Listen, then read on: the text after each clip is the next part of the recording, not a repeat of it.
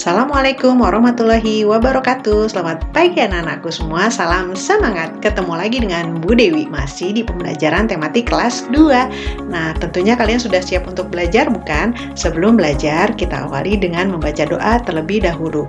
Dan bagi yang beragama Islam boleh mengikuti doa berikut ini, dan yang beragama lain boleh berdoa menurut agama dan kepercayaannya masing-masing. Berdoa, mulai. Let's pray together. Bismillahirrahmanirrahim. Rabbi zidni ilma warzuqni fahma. Ya Allah, add me knowledge and intelligence. Ya Allah, tambahkanlah ilmuku dan berilah aku kecerdasan. Amin. Nah, anak-anak, sekarang kita di tema 7, kebersamaan. Subtema 1, kebersamaan di rumah, pembelajaran 1. Kita akan membahas tentang yang pertama, dongeng tentang binatang atau fabel. Yang kedua, membahas tentang pecahan. Yuk kita sama-sama ikuti penjelasannya. Nah, anak-anak, sekarang kita di materi yang pertama, yaitu tentang dongeng binatang atau fabel. Nah, anak-anak, sekarang yuk kita mengamati kebersamaan di rumah Siti. Ayah Siti pandai mendongeng. Siti sangat suka dengan dongeng. Hampir setiap minggu ayah Siti mendongeng. Seusai mendongeng, ayah Siti menceritakan isi dongeng. Banyak sekali contoh yang baik dalam dongeng. Nah, anak-anak, tidak hanya ayah Siti loh yang pandai mendongeng, guru juga bisa mendongeng. Nah, sekarang simak cerita Bu Guru ya tentang kecerdikan menumbuhkan kebaikan. Kita simak sama-sama ceritanya. Di sebuah gurun pasir hiduplah ular dan tikus pasir. Sebenarnya sang ular sangat ingin memangsa tikus, sedangkan tikus berusaha mencari akal agar ular tidak lagi berniat memangsanya. Saat itu, sang ular sangat lapar, padahal ia sedang tidak mempunyai sedikit pun makanan. Sedangkan tikus yang berada tidak jauh dari sang ular sedang asyik melahap makanannya. Sang ular merasa tidak senang melihat kelakuan tikus. "Dengarkan ucapanku, wahai tikus yang angkuh. Aku pasti akan mendapatkan tubuhmu yang mumil dan lezat itu." Hai ular, berusaha dan bekerjalah. Jangan hanya berani mengancam. Kalau hanya mengancam, seekor semut pun bisa. Sang ular sangat marah mendengar ejekan tikus. Tetapi tikus sama sekali tidak memperdulikan kemarahan sang ular. Tikus tetap saja melahap makanannya. Sang ular yang marah dan kesal akhirnya pergi meninggalkan tikus. Ia lalu kembali ke sarangnya dengan perut yang sangat lapar.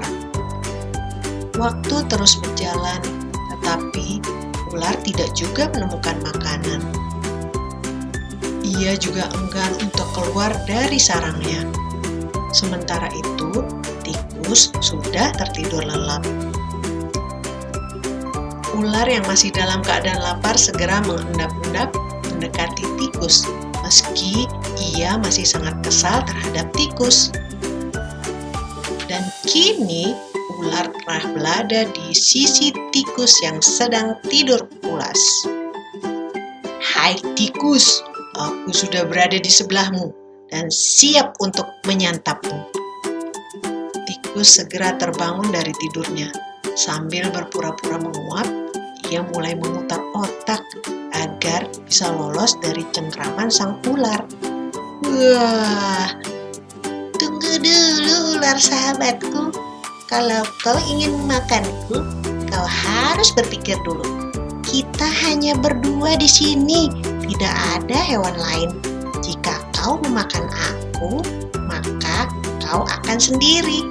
Kau tidak akan mempunyai teman yang dapat kau ajak mencari makan.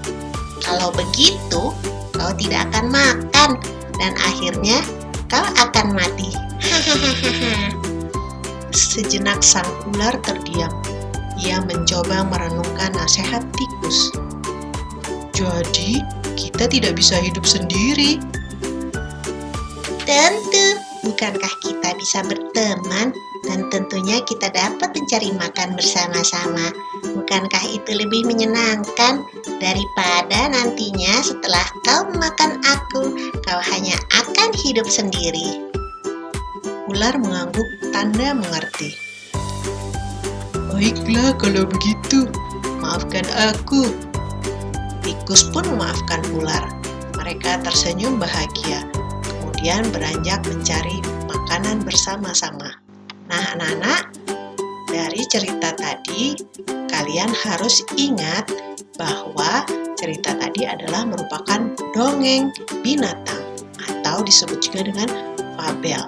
Fabel adalah dongeng, cerita fiksi atau cerita khayalan tentang kehidupan hewan dan binatang yang berperilaku seperti manusia, baik dari percakapan hingga cara berpikir. Binatang-binatang tersebut digambarkan berperilaku seperti manusia, ada yang baik dan ada yang buruk. Hal tersebut bertujuan untuk mengajarkan moral pada anak-anak dengan sifat baik dan sifat buruk manusia dalam bentuk binatang. Karakter binatang dibuat oleh pengarang untuk mempengaruhi pembaca supaya mencontoh sikap yang baik dan tidak mencontoh yang buruk. Nah, anak-anak tentunya pasti akan mencontoh sikap yang baik karena anak-anak adalah anak-anak yang soleh dan soleha. Nah, sekarang ciri-ciri fabel atau dongeng binatang apa ya? Ya, yang pertama adalah tokoh utama dalam cerita fabel tentunya adalah binatang atau hewan. Kemudian ciri yang kedua, cerita fabel mempunyai alur yang sederhana, singkat, dan cepat. Dan yang ketiga, ciri fabel mudah dipahami, terutama bagi anak-anak. Kemudian ciri yang keempat, tema utama dalam cerita fabel sering mengangkat isu hubungan sosial. Dan yang terakhir atau yang kelima, fabel mengandung amanat atau pesan moral pada pembacanya. Nah, anak-anak, sekarang kita di materi yang kedua, yaitu pecahan. Kita lihat kebersamaan keluarga Siti. Nah, sepertinya ayah Siti sedang mendongeng dan ibu Siti sedang menyajikan makanan untuk disantap sore. Ada kue donat sepertinya. Kita ikuti ceritanya yuk dan simak penjelasannya. Ibu menghidangkan 3 buah kue donat. Setiap kue dipotong menjadi 2 potong sama besar. Siti, Ali, dan ayah mengambil masing-masing 1 potong. Siti sangat senang bersama keluarga di rumah. Nah, sekarang mari kita mengenal pecahan ya, Nana. Nah, pecahan itu apa ya? Pecahan merupakan bagian dari keseluruhan. Bilangan pecahan merupakan bilangan yang terdiri atas 2 angka, yakni angka sebagai pembilang dan angka sebagai pembagi atau penyebut yang biasanya ditemukan dalam pelajaran matematika. Nah, sekarang ada contoh 1/2. 1 yang bagian atas adalah merupakan pembilang, kemudian 2 yang bagian bawah adalah penyebut.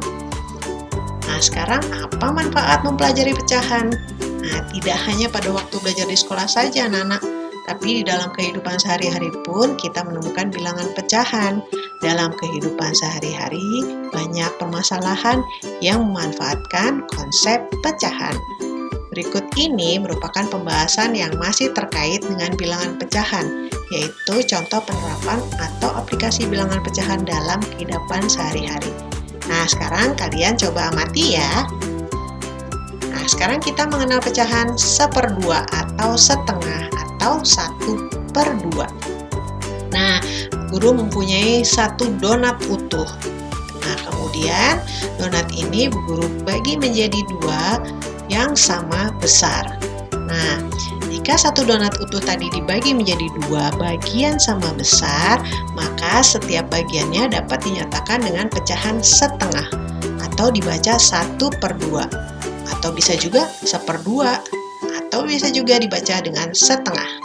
Nah, 1/2 atau 1/2 sama artinya 1 dibagi 2. Jadi pecahan setengah adalah 1 dari bagian yang sama besar.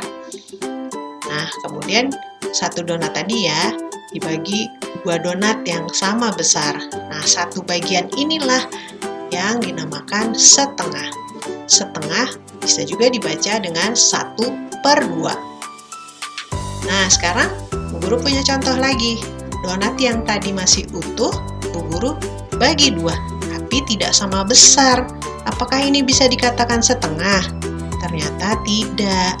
Jika satu donat utuh dibagi menjadi 2, tapi pembagiannya tidak sama besar, maka setiap bagiannya tidak dapat dinyatakan sebagai pecahan setengah. Nah, sekarang yuk kita berdiskusi. Nah, gambar ini kalian perhatikan. Sekarang Ibu tanya, mengapa 2 bagian donat di samping masing-masing disebut setengah? Nah, kemudian gambar yang kedua, ini tadi, satu donat dibagi 2, tapi tidak sama besar.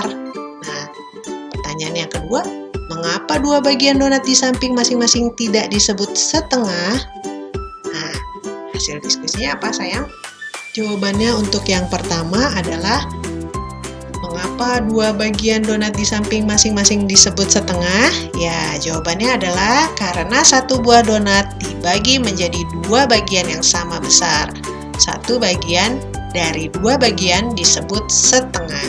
Jadi ingat ya anak-anak, kalau satu buah donat atau satu buah benda dibagi sama besar, maka bisa dikatakan bagian tersebut setengah ya. Nah, sekarang yang kedua, mengapa 2 bagian donat di samping masing-masing tidak disebut setengah? Ya, tuh, donatnya dibagi 2 tapi tidak sama besar. Mengapa ya? Ya, jawabannya adalah karena meskipun donat dibagi menjadi 2, tapi pembagian donat tidak sama besar, maka satu bagian tidak dapat disebut setengah. Nah, anak-anak, sekarang yuk kita berlatih. Nah, pertanyaan nomor 1, kalian perhatikan dari gambar donat yang dibagi 2 ini, sebuah donat dibagi menjadi 2 bagian sama besar. Setiap bagian tersebut disebut apa ya? Ya, setiap bagian tersebut disebut setengah atau 1/2. Ya, betul, kalian jawabnya. Kemudian pertanyaan yang kedua, nah kalian perhatikan lagi, di sini ada 2 buah kotak. Ya, tadinya adalah kertas yang dibagi 2. Jadi, Siti memiliki kertas berbentuk persegi panjang. Kemudian, kertas tersebut ia potong menjadi 2 bagian sama besar. Setiap potong kertas adalah, ya, jawabannya adalah masing-masing kertas itu disebut setengah bagian atau 1/2. Kemudian yang pertanyaan ketiga, Siti memiliki donat. Siti ingin mendapatkan setengah bagian dari kue tersebut. Siti harus memotong kue tersebut menjadi titik-titik bagian sama besar. Ayo, harus dibagi bagaimana? Ya, betul, harus dibagi 2 bagian sama besar. Nah, kemudian pertanyaan yang keempat, agar mendapat kue setengah bagian, maka kita harus membagi 2 kue tersebut dengan ukuran yang bagaimana anak-anak? Yang sama besar atau yang kecil 1, yang besar 1? Ya, benar, kita harus membagi kue tersebut dengan ukuran yang sama besar.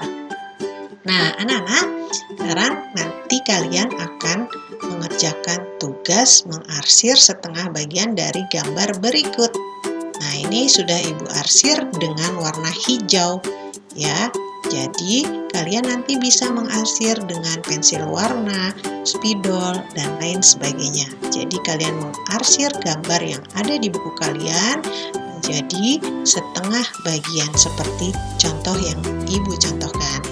Kemudian, yang kedua, contoh kedua, di sini ada gambar persegi panjang ya, dibagi 2, kemudian diarsir menjadi setengah bagian. Seperti ini. Tentunya kalian bisa ya untuk mencobanya. Nah, selamat mencoba. Nah, di kegiatan 1, kalian nanti menulis tuliskan ciri-ciri fabel atau dongeng binatang. Kemudian yang kedua, kalian akan menjawab pertanyaan dari buku tema 7, subtema 1, pembelajaran 1, halaman 7 di buku kalian masing-masing. Kemudian kegiatan 2, kalian menjawab pertanyaan mengapa dua bagian donat di samping masing-masing tidak disebut setengah. Nah, ini gambarnya ya. Kemudian yang kedua, kalian mengarsir setengah bagian dari gambar berikut. Dari buku tema 7, subtema 1, pembelajaran 1, soal nomor 3 sampai 6, halaman 11. Nah, tadi Ibu sudah mencontohkannya ya. Nah, selamat mencoba. Alhamdulillah, selesai juga pembelajaran kita hari ini. Sampai ketemu di pembelajaran berikutnya. Terima kasih. Wassalamualaikum warahmatullahi wabarakatuh. Tetap semangat!